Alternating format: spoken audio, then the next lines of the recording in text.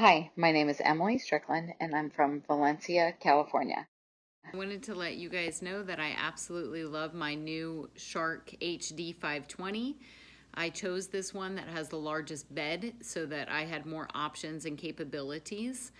I want to resurface my cabinet kitchen doors, which I started that project on a CNC machine at our local makerspace at a community college, and due to COVID, everything shut down.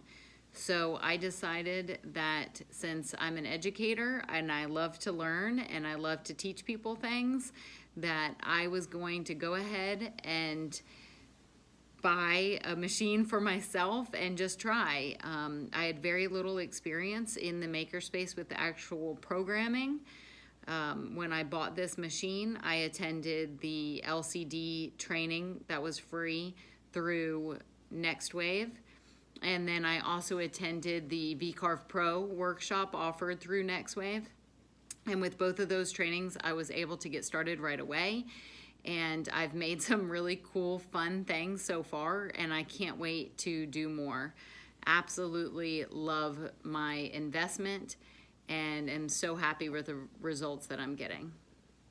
Here are a few of my projects that I've completed with my NextWave Shark HD 520.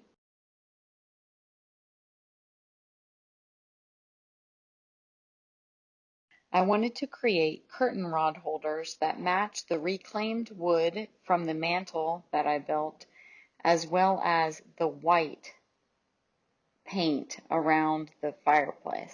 The first thing that I did is I ripped a piece of reclaimed wood using a table saw so that when secured on the table, the router cleared it as it traveled across the length of it. I cut the length of wood into equal rectangles with each one having 2 keyholes. That way I could start engraving and cutting out my curtain rod design.